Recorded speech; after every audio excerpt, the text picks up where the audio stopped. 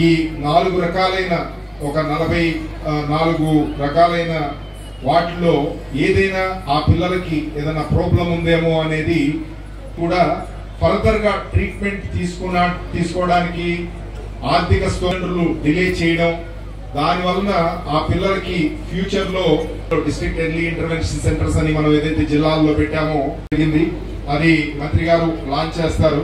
అందులో వాళ్ళ డీటెయిల్స్ అన్ని ఎంటర్ చేసి వాళ్ళు ఎక్కడికి వెళ్ళాలి, ఏ రకమైన సమస్య ఉంటే కనుక ఏ హాస్పిటల్లో ఆ రకమైన సమస్యకి పరిష్కారం సెంటర్కి తీసుకువెళ్ళి, అంటే డిస్ట్రిక్ట్ ఎర్లీ ఇంటర్వెన్షన్ సెంటర్స్ అని మన పీడియాట్రిషియన్ చిన్నపిల్లల డాక్టర్ గారు ఉంటారు, అలాగే డెంటిస్ట్ ఉంటే కనుక వాళ్ళు చెక్ చేసుకుని వాళ్ళు ట్రీట్మెంట్ చేస్తారు. అడ్వాన్స్డ్ సెంటర్స్ తీసుకొచ్చారు.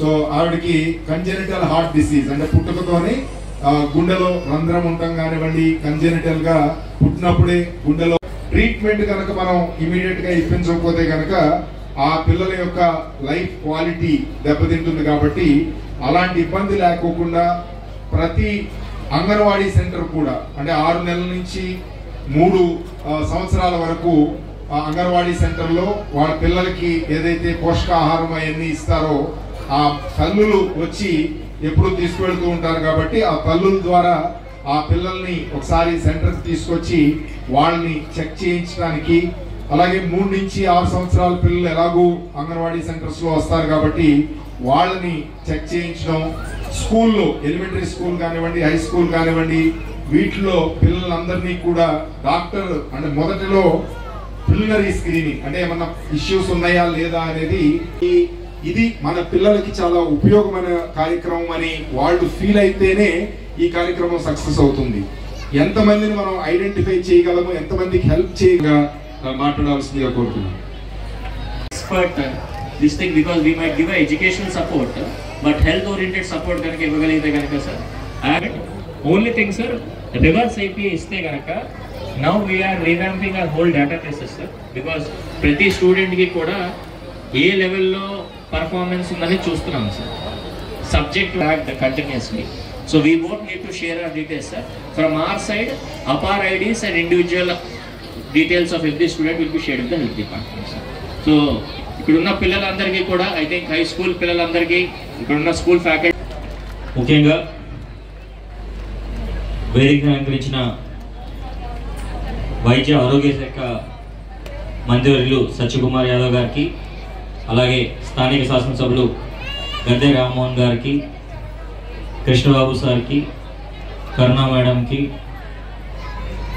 And women and child welfare department secretary గారికి, కలెక్టర్ గారికి అందరికీ కూడా నమస్కారాలు తెలియజేస్తూ, ముఖ్యంగా దాని ముందుగా అయితే ఈ ప్రోగ్రాము విద్యాశాఖ ఆరోగ్య శాఖ కలిపి ఈ ప్రోగ్రాం చేద్దామని ప్లాన్ చేసుకోవడం జరిగింది సార్. కాకపోతే మెగా పీటీఎం కొంచెము 15 days డిలే అవడం వలన సపరేట్గా చేసుకోవడం జరుగుతుంది. కానీ ఆరోగ్య శాఖలో నేను కూడా ఒక 2 సంవత్సరాలు పనిచేశాను కాబట్టి సార్ ఈ డిఏసి సెంటర్ ఇంటరాక్షన్ చూసినప్పుడు చాలా హ్యాపీగా అనిపించింది. ఎందుకంటే ఆ టెండర్లు పిలిచినప్పుడు నేను పిలిచాను సార్ అన్ని సెంటర్స్ అన్నీ కూడా. సో వెన్ ఆ టైంలో site identification collectors. Thank you Vijayaramaraju garu. So మీరు చెప్పినట్టు ఒకటి ఏంటంటే ఆరోగ్యమే మహాభాగ్యం అంటాము. ఏదైనా ఎడ్యుకేషన్లో మంచిగా కనుక రాణించాలి అంటే కనుక మంచి ఆరోగ్యం ఉండాలి. సో అందుకని టీచర్స్ అందరికి కూడా రిక్వెస్ట్ ఏంటంటే అవుతుందని చెప్పారు.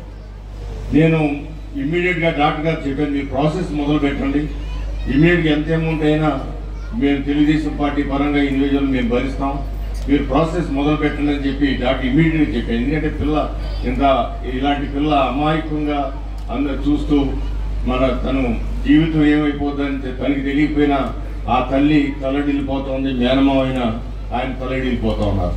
దానికి ఇమ్మీడియట్గా డాక్టర్ నేను చెప్పడం జరిగింది. అదే సమయంలో నేను ఈ పాపని వీడియో ద్వారా చంద్రబాబు గారికి చూపించాను. ఆ పాప సమస్యని ఆయన దృష్టిలో పెట్టాను. నేను తీసుకున్న నిర్ణయం కూడా ఆయన చెప్పాను. ఆయన ఇమ్మీడియట్గా మేనమావతో మాట్లాడారు. నీ బిడ్డకి ఏమి ఇబ్బంది లేదు, మేము కాపాడుతాం, ఎంత ఖర్చు అయినా సరే నేను సీఎంఆర్ కింద ఇస్తాను, ₹1 కూడా నువ్వు హాస్పిటల్లో పే చేయాల్సిన పని లేదు, నేను ఇస్తానని చెప్పి ఆయన ఇమీడియట్గా అంటే ఆ డాక్టర్లు కూడా ఫోన్ చేసి చెప్తే 2 రోజుల్లో ఈ పాపకి ఆపరేషన్. కరుణ గారు, విద్యాశాఖ కమిషనర్ విజయరామరాజు గారు, పబ్లిక్ హెల్త్ డైరెక్టర్ పద్మావతి గారు, వేదిక మీద ఉన్న ఇతర అధికారులకి, ఈ కార్యక్రమానికి ఇచ్చేసిన ఉపాధ్యాయులకి, పట్టణ ప్రముఖులకి, ముఖ్యంగా ఇవాళ ఇప్పటిదాకా మాట్లాడుకున్నాం గద్దె రామ్మోహన్ గారి గురించి. నేను వారిని అనేక సంవత్సరాలుగా చూస్తున్నాను. నిరంతరం ప్రజల్లో ఉంటూ నేను ఢిల్లీలో పనిచేసేవాడిని. వారు అప్పట్లో ఎంపీగా ఉన్నారు, ఎమ్మెల్యే కూడా అయ్యారు. ప్రతిరోజు తను రేపు ఎక్కడ ఉంటున్నానో, ఎన్ని గంటలకు అందుబాటులో ఉంటానో రోజు క్యాలెండర్ ఇచ్చేసేవారు. ఉదయం 6 నుంచి రాత్రి 11 దాకా ప్రజలకు అందుబాటులో ఉంటూ ఏ సమస్య వచ్చినా దాన్ని పరిష్కరించడానికి ముందుండేవారు. అత్యున్నత పాలసీ మేకింగ్ చేస్తున్న అధికారం అడ్మినిస్ట్రేటివ్ సర్వీస్ ఆఫీసర్లకు ఉంటుంది. అది కావాలని అందరం కలగంటాం, నేను కూడా కలగన్నా, కానీ నేను కాలేకపోయాను. ఇవాళ అటువంటి ఆఫీసర్లు ఇక్కడికి వచ్చారు, మన అందరి మధ్య ఉండే ఎమ్మెల్యే గారు వచ్చారు. రాష్ట్ర వ్యాప్తంగా చేస్తున్న ఈ స్క్రీనింగ్ మీ స్కూల్ను మేము ఎన్నుకున్నాం, కానీ ఎవరి కోసం ఉద్దేశించి కార్యక్రమాన్ని తీసుకొచ్చామో, ఎవరికైతే పరీక్షలు నిర్వహించి చికిత్సలు అందించాలనుకున్నామో అటువంటి పిల్లలు మీరు ఈ మాట వినట్ల. సరే, నేను చిన్న మీకు అందరికీ ఒక టెస్ట్ పెడతాం, మీ ఐక్యూ ఏంటో టెస్ట్ పెడతాం.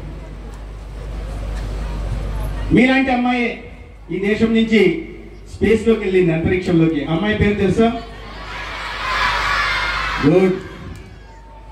మీలాంటి దిగువ మధ్య తరగతి కుటుంబం నుంచి వచ్చిన అమ్మాయే ఈ దేశానికి రాష్ట్రపతిగా ఉంది, తెలుసా? చెప్పలేకపోతున్నారు. పోనీ మీ విద్యాశాఖ మంత్రి ఎవరు తెలుసా? లోకేష్ గారు. ద్రౌపది ముర్ము ప్రెసిడెంట్ గారు. ఇప్పుడు చెప్పండి, అది అల్లు అర్జున్ నెక్స్ట్ సినిమా, ఇది మాత్రం చాలా బాగా చెప్తుంది. కేవలం ఆంధ్రప్రదేశ్ అభివృద్ధిలో భాగస్వాములు చేయడమే కాదు, స్వర్ణాంధ్రప్రదేశ్ అని 2047 నాటికి ఏదైతే స్వర్ణాంధ్రప్రదేశ్ కళలు కంటున్నామో ఆ కళలు సాకారం చేయడంలో, ఆ కళను నిర్మించడంలో మిమ్మల్ని భాగస్వాములు చేయడం కోసం ఇది కార్యక్రమాలు తీసుకుంటాం. దీనికోసమే కాదు, వికసిత భారత్ పేరుతో రాబోయే 2047 నాటికి ఏనాడైతే 100 సంవత్సరాలు మనం స్వాతంత్రం సిద్ధించి పూర్తి చేసుకునే రోజు వస్తుందో ఆ రోజు భారతదేశాన్ని ప్రపంచ దేశాల ముందు విశ్వగురుగా నిలబెట్టే ప్రయత్నంలో భాగంగానే వాళ్ళ పరీక్షలు నిర్వహిస్తున్నాం. మీకు తెలియదు ఏంది చిన్న కార్యక్రమానికి ఇంతుందా అనిపించట్లేదా? ఉంది. ఎందుకంటే మీరందరూ ఆరోగ్యంగా ఉంటేనే, మీరందరూ దృఢంగా ఉంటేనే, శారీరకంగానైనా మానసికంగానైనా మీరందరూ చదువుకుంటేనే ఈ రాష్ట్ర భవిష్యత్తు నిర్మించగలరు, ఈ దేశ భవిష్యత్తు నిర్మించగలరు. కాబట్టి ఆ వెసులుబాటును కల్పించడం కోసం ప్రభుత్వం బాధ్యతగా గుర్తించి ఇవాళ 65 లక్షల మంది పిల్లలకి ఈ సౌకర్యం కల్పించే ప్రయత్నం చేశాను. ఇప్పుడే విజయరామరాజు గారు చెప్పారు, మాకు హెల్త్ కౌన్సిలర్లు కావాలని.